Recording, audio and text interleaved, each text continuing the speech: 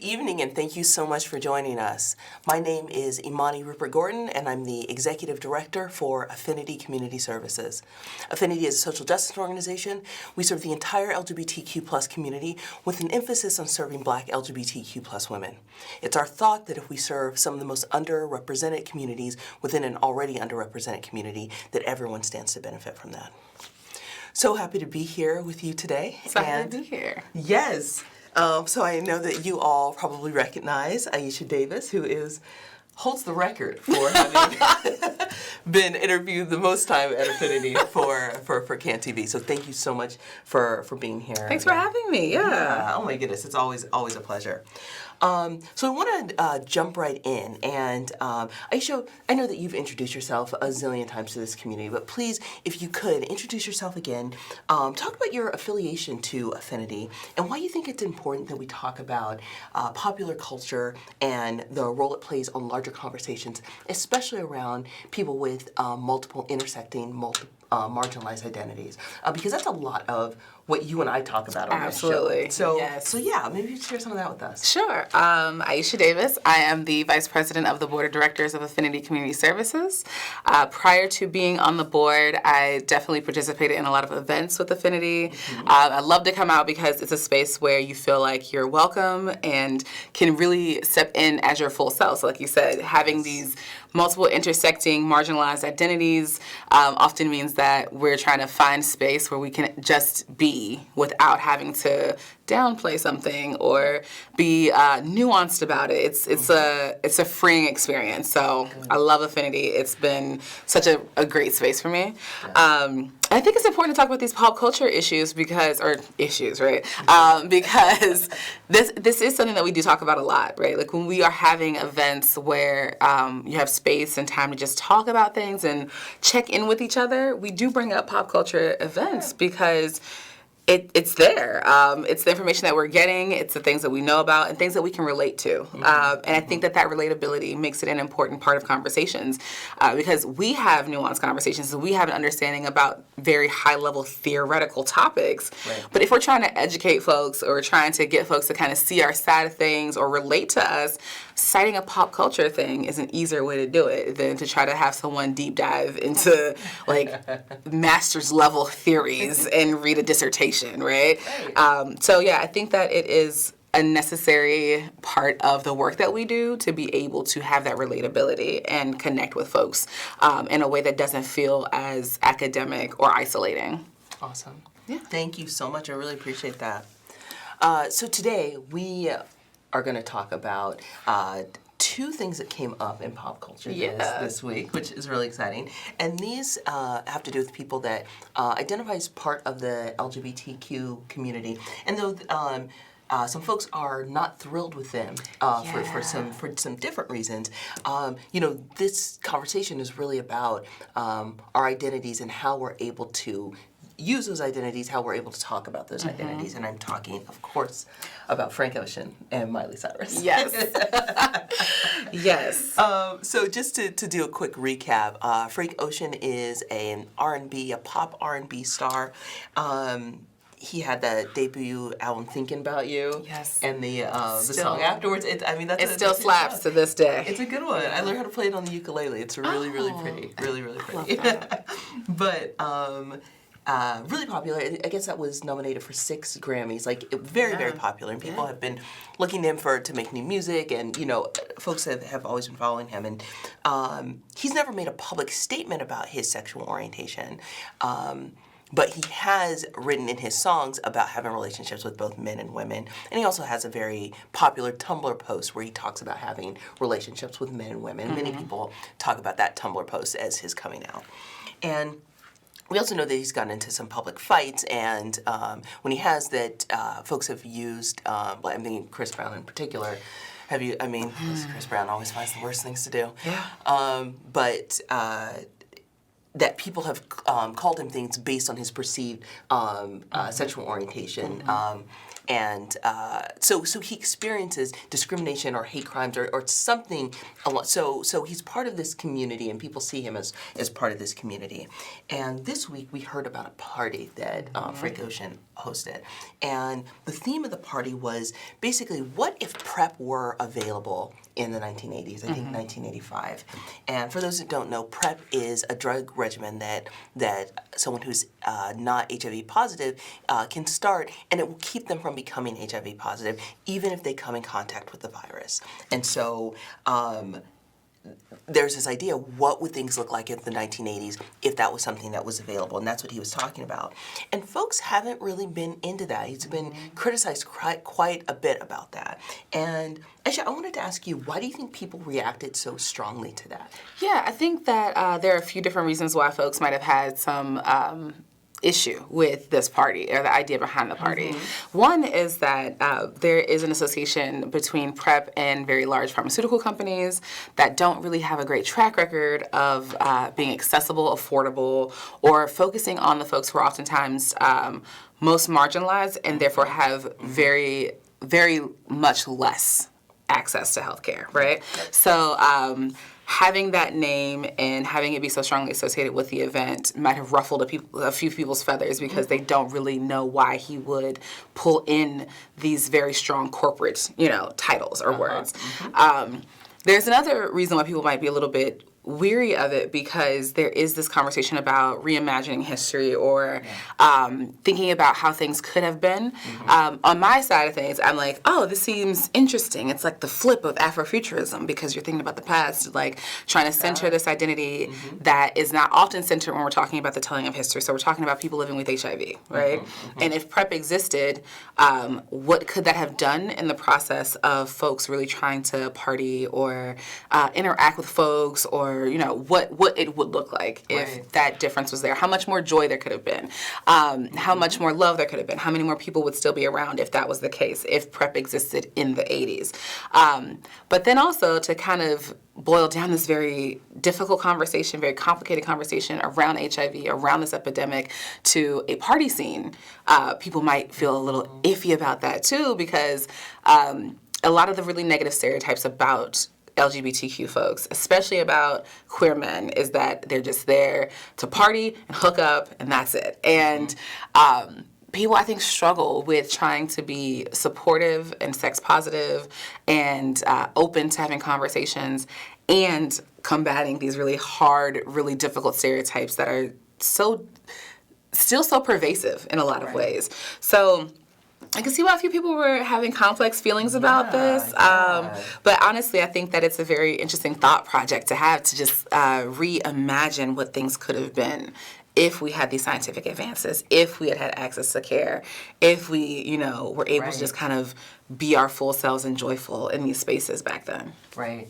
I think that's such a great perspective to have, and he sort of publicly said that as an artist, I have to be able to reimagine things. I have to be able to imagine realities that aren't in existence. That's part of the way that I'm able to do my art. And we also know that this isn't that far off. We know that that there were so many books and articles and writings at the time that there was this pill that people could take, that somehow it would make this go away or mitigate or something that was killing off a generation of our folks, And so this reimagining isn't even something that wasn't imagined at the time, So there's that. But the other part, and that's the part where I think the kind of messiness comes in, is that there's a reason that PrEP didn't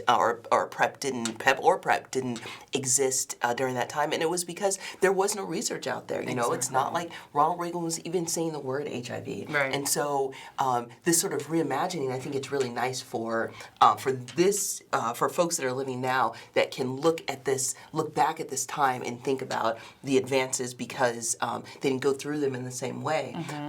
But if Ronald Reagan or the president, if folks in positions of power were willing to talk about this, then resources were allocated so that folks could do research to create something like PrEP, then we would still have some people here, because some people just had to, if they could just live long enough for better medications to come out, that would be. And so I think that has been something that's that's difficult, you know? Yeah, because then you wouldn't have to imagine it, right? Yeah. It wouldn't have to be pretend or like this thought project. It could have been reality if there were this access. And I know that there are a lot of folks who are fearful about that right now, because if we are reimagining history, are we not educating folks about what happened, and therefore are we setting ourselves up to repeat the past, right? Yeah. We don't have a friendly administration to a lot of the issues that we're talking about, and that are being brought up when we're talking about these kinds of conversations around PrEP or PEP. So we're living in a time right now where we have an administration that doesn't want to fund these things, where we might be seeing some decisions from the highest court in the land that are denying people's identities or denying their rights. And so trying to imagine something in the past where we would have had more access or more research available or more scientific advances, while still combating a lot of concerns and questions around resources and research, could feel like folks aren't really grasping the gravity of what the history meant, and are therefore less prepared to combat things that are happening right now. So I think that the difficult thing is that we don't want to necessarily shut down the joy that comes from this reimagining, right? Mm-hmm. This is a party where, I mean, honestly, it sounds like a themed party. It's an 80s party. You could dress how you want, like inspired by the 80s. And you love a theme. I love a theme. And you get to pretend that you lived in a more accepting and open and loving world. Mm-hmm. And I think that there's always benefit to joy, right? There's always, especially for marginalized communities. But I also think that there's benefit to education and information. And so while we're also while we're reimagining what could have been, I think we should also remember what did happen, so that we don't fall into those similar traps. I concur. Thank you so much. I appreciate that. So I want to move on. We only have a little bit of time. Miley's story is a bit different. Quite a bit, yeah. You know? But staying with this theme too, about owning your parts of your identity and how you can sort of utilize it, especially like in terms of how pop culture works and how people are looking at you. But just a little background on Miley. Miley Cyrus came out as pansexual, and then someone that's pansexual is romantically or sexually or attracted to someone regardless of gender or sex assigned at birth, and also regardless of their gender or sex or assigned at birth. And so Miley came out as pansexual, and then also came out as gender fluid. Yes. Miley also started the Happy Hippie Foundation, which specifically looks to provide resources for LGBTQ youth. So very much open and out in the community. She's dated, very publicly dated both men and women, very, very publicly. And then she married her sort of longtime on and off boyfriend, Liam Hemsworth. Right. They recently called their marriage quits, and then she started dating a woman, Caitlyn Carter, and then after they broke up, she started dating a man, Cody Simpson, and all's good. We were loving all this. Love who you love, date who you want. Exactly. There you go. Except recently, she in an Instagram post where all the brilliance comes out, she said, "There are good men out there, guys. You don't have to be gay." And people didn't love that. Yeah, no. We're going to talk about that. So she later clarified the statement, saying that she's happy to be part of the LGBTQ community, that she continues to be part of the LGBTQ community, and acknowledging that you don't choose your sexual orientation. Right. But it did come out of her mouth. And it did. For someone that does this work, I think people are questioning what that meant. They and are. So Yes. They're still not here for it. They're not. What do you think? I think that it's a interesting conversation, and also reminds me of one of my favorite phrases, which is "words mean things." So I think that if it was not Miley Cyrus who said this, if it wasn't someone with a huge platform who had been so vocal about their sexual orientation and their support of sexual orientation and gender identity, for her, and had been so vocal about being supportive and understanding and really elevating this conversation, it might not have been as big of an issue. But once she kind of stepped into the role of a champion for a community or someone who wanted to be a really strong supporter of community, it meant that when she talks about it, people listen closer than they would to someone else. And especially when we're talking about any identity that is not monosexual, so meaning you're attracted to more than one gender or sex or gender presentation. Outside of monosexual orientations, people face a lot of stigma and a lot of stereotypes that they are confused or they're unfaithful or they just want to be greedy. Like, all of these things keep coming up. And for her to say something like, oh, you can find a man, you don't have to be gay. It's her way of being cute and funny, but it's also kind of flippant and leads people right back to those stereotypes. Right. And no one on the opposite side of our movements loves anything more than when someone that we see as a champion says something like this, because then they can point to it and be like, even your own people are saying these things. So it's a frustrating thing. It's frustrating that this happened. I understand and appreciate that she came out and clarified it. But when you have such a large platform, when you have been this voice, you have to be more careful and be a little bit more aware of the way that your words will be interpreted and spread. Yeah. I mean, I completely agree. I feel like if I was a celebrity, I couldn't possibly manage my social media. I would go the Beyonce route. I mean, what is the Beyonce route? The Beyonce route is you take pictures, or you have someone take pictures of you professionally. There we go. Have them post it to your Instagram, and maybe once every 3 months you have a caption, and the caption is always very like when she announced her pregnancy, I'm pregnant, thank you for the love and support, we're so excited. Like when she was talking about the Beachella thing, she's like, this was such an amazing event, thank you for the love and support. I love it. Like, that is what Beyonce does, and honestly, she should teach a masterclass on it, because a lot of people could benefit from to post the beautiful picture and go. Yeah, and thank you for your love and support. Thank you for your love and support, that's it. Yeah. That's, you can just get into so much trouble.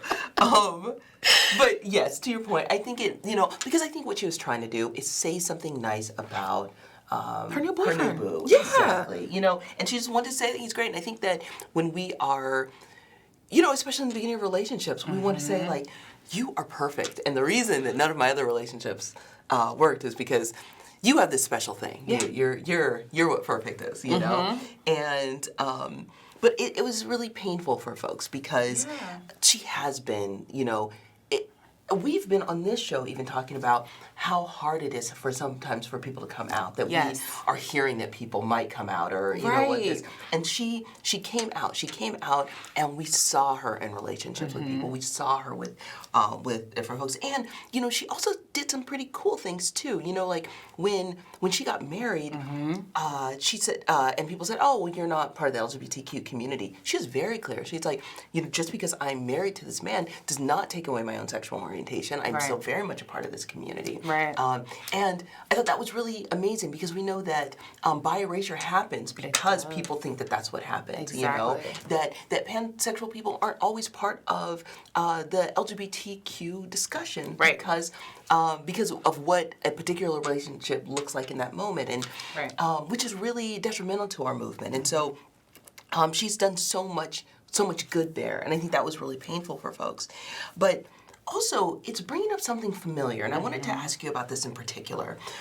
So, it's no secret that Miley Cyrus has been widely criticized for appropriating Black culture. And I want to be clear that I'm not saying that discrimination based on sexual orientation and discrimination based on race are the same things. I'm not saying that at all. I am saying, though, that the sentiment to discriminate on someone based on their identity, that is the same. That sentiment is the same. And so if she has this track record of appropriating an identity or talking about or claiming an identity when it seems to benefit her, and then dropping it or abandoning it just as easily as she got it when she has something else to say, and using this platform and doing this on this large stage, that's uncomfortable for people, but really unfair for folks that are holding these identities that can't just drop them. Exactly. And so I was wondering, do you think that there's any merit to that argument? I think that there's definitely merit to the critique of what she's doing, because she does have this track record where she started out very bubblegum, Hannah Montana, and then flipped that entire identity and started to really align herself with rap culture, black culture, was out here twerking on Robin Thicke at the MTV VMAs, doing all these things. And then once that did not seem to serve her as much, she went back to a more country, quote-unquote cleaner pop visual, right, and embrace that again. So I can understand why folks would be like, oh, these are parallel situations, right? These are similar things, and we know what she did then, so we know what she's going to do now, right? That's how people are feeling, and I understand that, right? I remember seeing her go from Hannah Montana, putting on this kind of different idea of what she thought it might have meant to embrace black culture, and then going away from that. A lot of pop artists do that. It's kind of their way to distance themselves from a very squeaky clean image, and then kind of dropping it. And so when you have something that you have been loud about, that you've celebrated, that you've held up, that you've associated with yourself, and then have shown in the past that you can kind of tuck it away, right? You've been polishing this trophy, and then you just kind of put it in the closet, and you don't worry about it anymore. People are really concerned, and I'm sure that they're, especially for LGBTQ young people who are being served by the foundation that she created, there's this fear of, is she going to leave us behind? Is she stepping away from us now? What does this mean? If this relationship with this new boyfriend lasts forever, will she say more things like this? So there's I understand why this critique is happening, and it is, I think, a way for people to brace themselves for what's to come and be prepared for whatever outcome it is. I know she came on and clarified her statements. However, there's no way to know exactly what she will do in the future.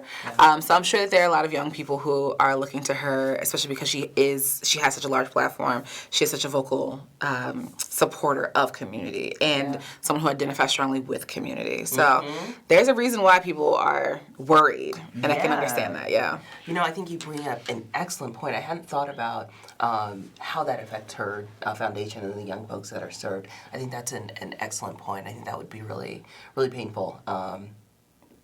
It's so hard. We talk about pop culture so much because it's important to have representation like this, and we put a lot of pressure on folks, they are, they're pop stars. They're not, queer scholars, Right. And we do put a great deal of pressure on them. But it's also, but they have a platform too, and we don't always get to choose when we're role models. We don't always get to choose those things. And I think we'd like to think that we do, but we don't, Right. And so hopefully hopefully this discussion is part of making Miley Cyrus better too, Yes, exactly. Because if you say that you belong part of the community, like we want you, you belong part of the community, let's just be as careful as we can to help support folks. Exactly. Yeah. We are out of time. Aisha, it is always such a pleasure. Always fun to be here. Thank you for having me. Of course. So, see you probably in a month and a half, 2 months. There we go. Yeah, right. I'll be here. Thank you so much, everyone, for hearing about us. We come on the fourth Friday of the month, and we'd like to talk about intersectional identities with regards to sexual orientation, race, gender, and a variety of intersectional things. If you ever have any ideas for things you think we should talk about, or if you want to come on and be part of the show, we would love to have you. You can email me. I'm Imani Rupert Gordon. I'm at imani@affinity95.org. You can call and give us any feedback or let us know that you'd like to be part. Y'all, it's Friday night. I hope you are having a wonderful, wonderful evening, that you have a lot of fun tonight. You're going to go out, have fun, be safe. And thanks so much for tuning in again. We appreciate it. Bye, y'all. Good night. Good night.